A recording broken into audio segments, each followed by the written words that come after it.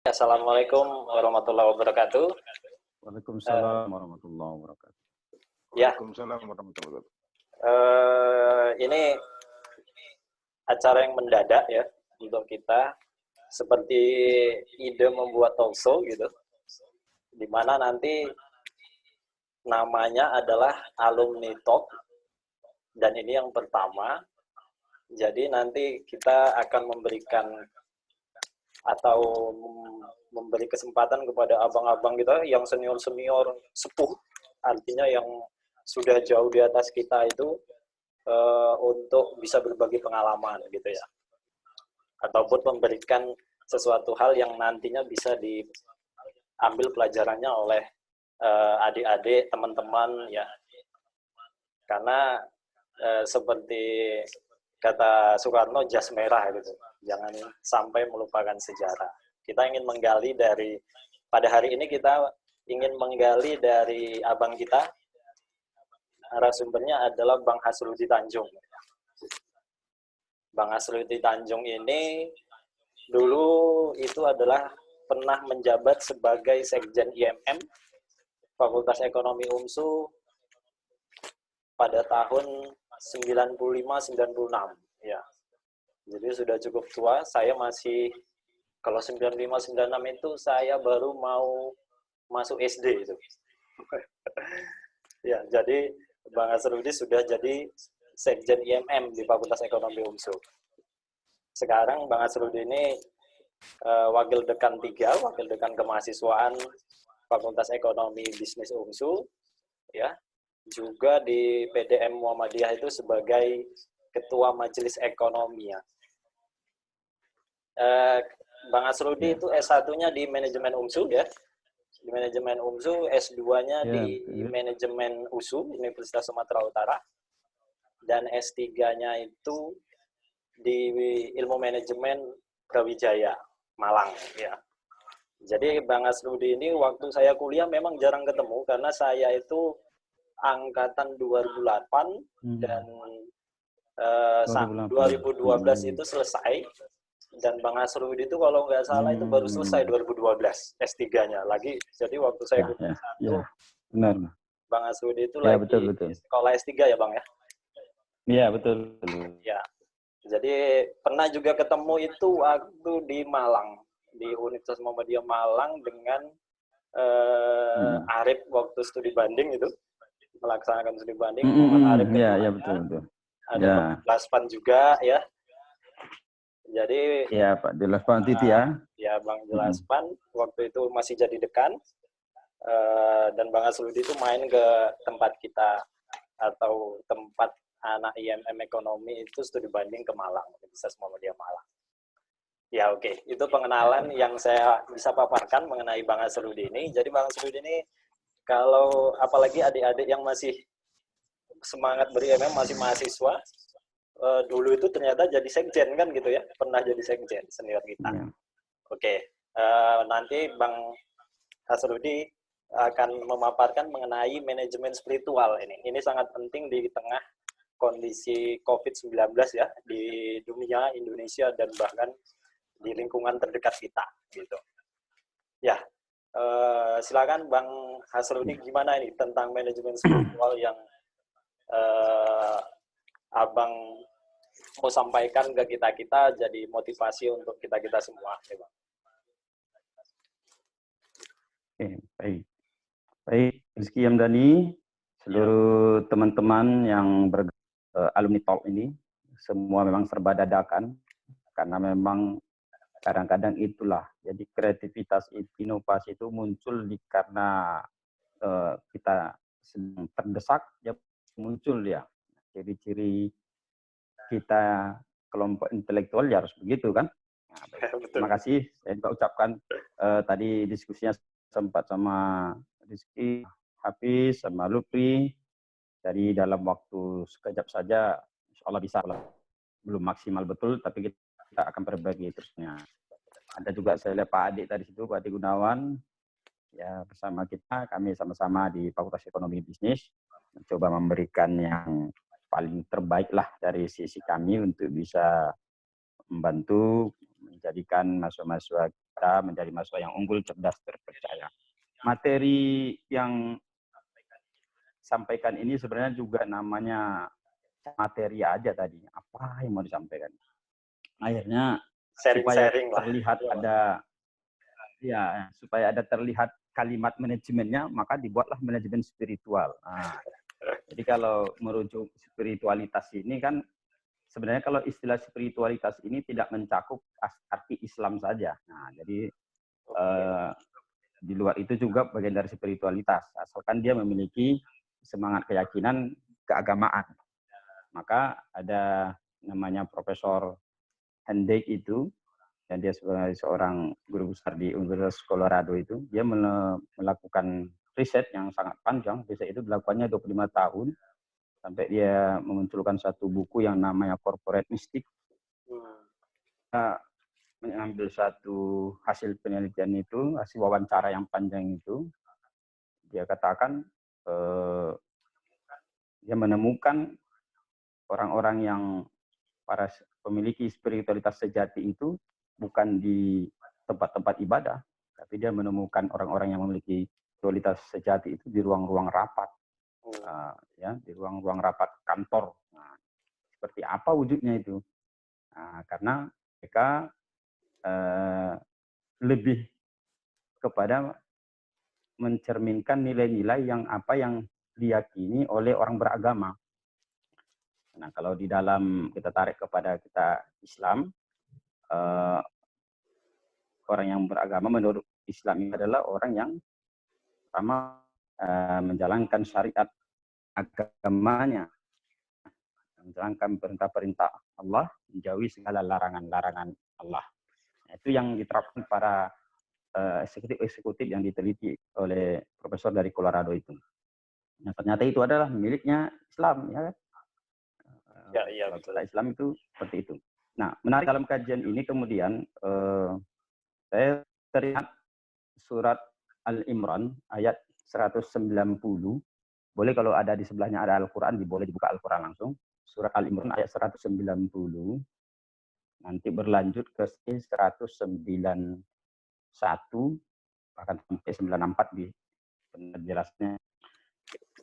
Saya baca itu, A'udzubillahi minasyaitonir rajim, inna fi khalqis samawati wal ardh wa ikhtilafil laili wan nahari la ayatil liulil albab. Sesungguhnya dalam penciptaan langit dan bumi dan silih bergantinya dan siang terdapat tanda-tanda bagi orang-orang yang berakal. Ini menjadi acuan kita pada malam ini karena terlalu lelah juga kita menghitung angka-angka. Setiap hari lihat angka ini berapa ini, gimana ini. Akhirnya kita ada satu keresahan di dalam masyarakat.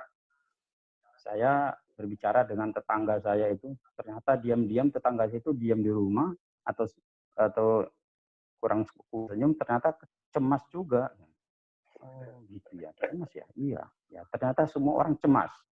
Semua cemas yang dipikirkan itu teringat anak, istri, teringat semuanya. Nah, maka saya berpikir, berdebat, apa itu orang ulul albab, orang yang berakal. Al-Quran sudah memberi definisi, dan kita tidak perlu tambahi dan kurangi definisi.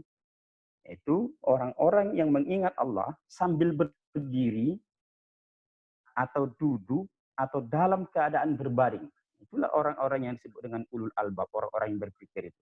Jadi orang yang sambil berdiri, duduk, dan dalam keadaan berbaring. Nah, jadi definisi kita kembali kepada Al-Quran.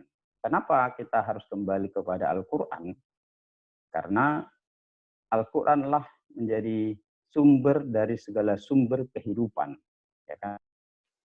Tanda-tanda orang-orang ulul albab itu nanti akan kita jelaskan bahwa ada 3 yang kita sebut tadi sebagai orang ulul albab, yang dalam kondisi dia berdiri, dalam kondisi dia duduk, dan dalam kondisi berbaring selalu mengingat Allah. Nah, kalau inilah kita yakinkan dalam kehidupan kita, maka akan mampu memberikan satu keyakinan di dalam diri kita bahwa hanya Allah lah satu-satunya zat yang harus kita sembah.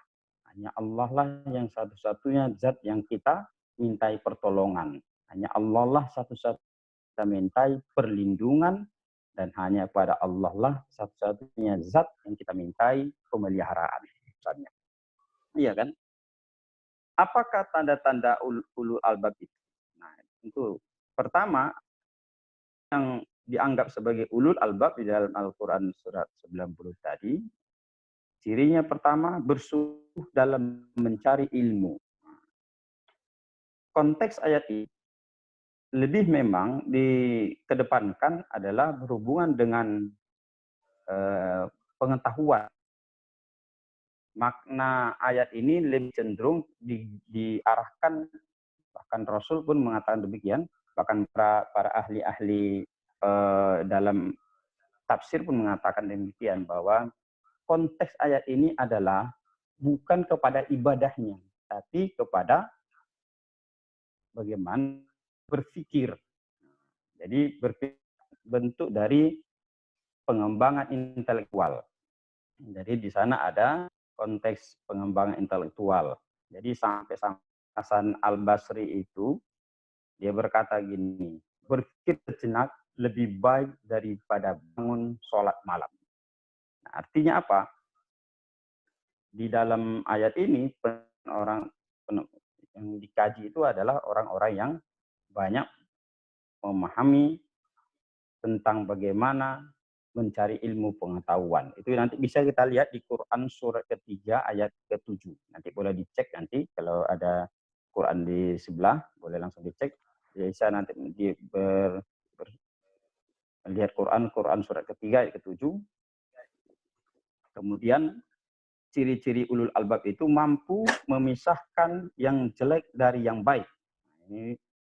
Ini dijelaskan di dalam Quran surat ke-5 ayat 100. Kemudian ketiga, kritis dalam mendengarkan pembicaraan, pandai dalam menimbang teori, proposisi, atau dalil yang dikemukakan orang lain. Ini nanti bisa merujuk kepada Quran surat ke-9 ayat 18. Nah, ciri yang keempat, bersedia menyampaikan ilmunya kepada orang memperbaiki masyarakatnya. Quran surah 14 ayat 52. 5, tidak takut kepada siapapun hanya kecuali kepada Allah. Quran surat kedua ayat 197 dan Quran surat kelima ayat 100. Itu merupakan ciri-ciri dari ulul albab. Ulul albab adalah intelektual. Apa itu maksudnya? Yaitu rajin bangun tengah malam dan bersujud dan rukuk hanya kepada Allah. Dia merintih waktu dini hari, mengalah derita dan segala permohonan ampunan hanya kepada Allah. Nah, maka kita senantiasa diajarkan dalam menghadapi situasi hari ini yang ramai kita bicarakan pada ini, ada COVID-19 ini. Perlulah kita melakukan pembenahan mentalitas keimanan kita. Makanya itu ada doanya yang kita panjatkan sebenarnya kalau untuk membantu menekan hati kita.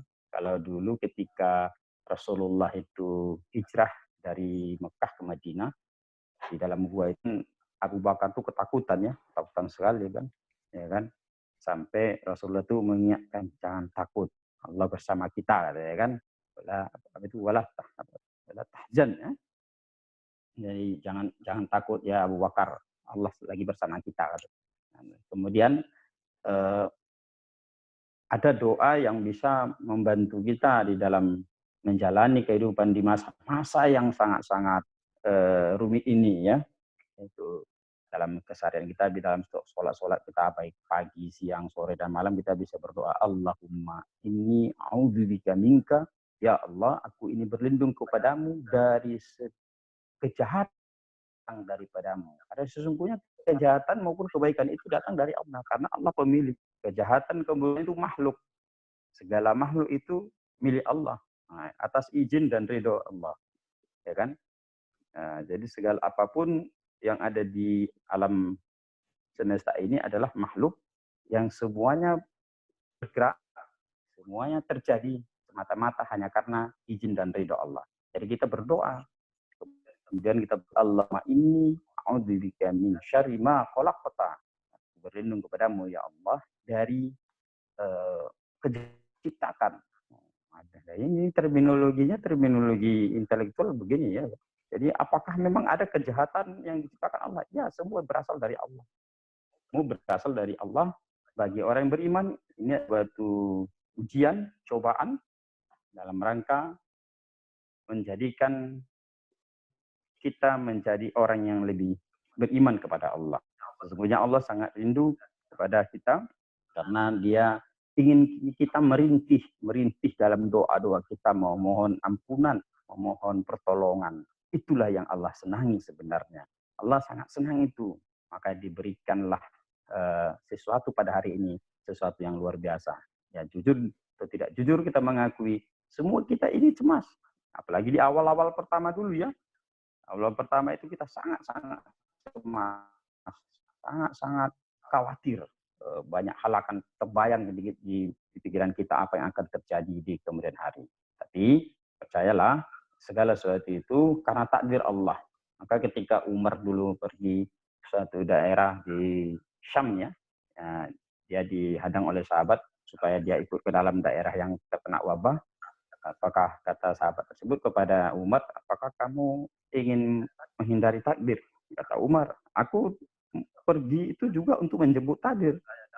Saya datang ke sini adalah dalam rangka menjemput takdir. Saya menghindar pun dari daerah ini balik ke Madinah itu dalam rangka menjemput takdir. Nah, itu begitu. Jadi ada dialog yang bisa jadi kita jadikan sebagai pijakan bagi kita seperti apa. Nah, itu tentang penekanan di dalam surah Al-Quran ayat 190 ini, kemudian dijelaskan di 192. Jadi tentunya penjelasan singkat ini bisa memberi hiburan bagi kita dalam rangka membuat keyakinan di dalam diri kita bahwa sesungguhnya itu percayalah semua datang dan atas izin Allah Subhanahu wa taala. Ya kan? Kita di dalam surah Al-Qur'an itu ada ayat-ayat pendek itu. Ada kita senantiasa disuruh bertobat gitu. Maka kalau dalam sholat ada ayat pendek yang bisa kita gunakan. Saya ada membaca surat ayat pendek itu An-Nasyr ya. Jadi artinya itu sangat luar biasa ternyata. Idza jaa nasrullahi wal fath. Apabila telah datang pertolongan Allah dan kemenangan. Nah itu ya. Wa ra'aitanna sayadkhuluna fi dinillahi afwaja, dan engkau melihat manusia berbondong-bondong masuk agama Allah. Fasabbih bihamdi rabbika wastaghfirhu innahu kana tawwaba. Di ayat ketiga itu Allah mengunci, maka bertasbihlah dengan memuji Tuhanmu dan mohonlah ampunan kepadanya. Sungguh Dia Maha penerima taubat. Artinya apa? Segala sesuatu yang terjadi di bumi ini adalah atas kehendak Allah. Dan Allah meminta kita supaya kita bertobat. Itulah inti dari satu peristiwa Allah berikan. Jadi rujukan kita adalah kepada rujukan Al-Quran, surah Al-Imran 190 dan 191. Oke. Saya pikir itu dulu yang sampaikan, sampai kita diskusi lagi nanti, kita akan bercerita lagi. Ya. Oke, Bang. Oke, terima kasih Bang Dr. Nasrudi, mantan Sekjen 9596 ya, atas kuliah ataupun pemaparan alumni talk-nya edisi pertama ya. Insya Allah besok kita akan masuk edisi kedua tentang konsep harta dalam Islam. Itu pemaparnya ada Bang Irfan PhD ya. Silakan teman-teman, abang-abang, kakak-kakak, kawan yang lain juga bisa gabung ya. Oke, yang ini saya tutup dulu, nanti kita bisa ngobrol lepas di sesi kedua. Terima kasih semua. Assalamualaikum warahmatullahi wabarakatuh.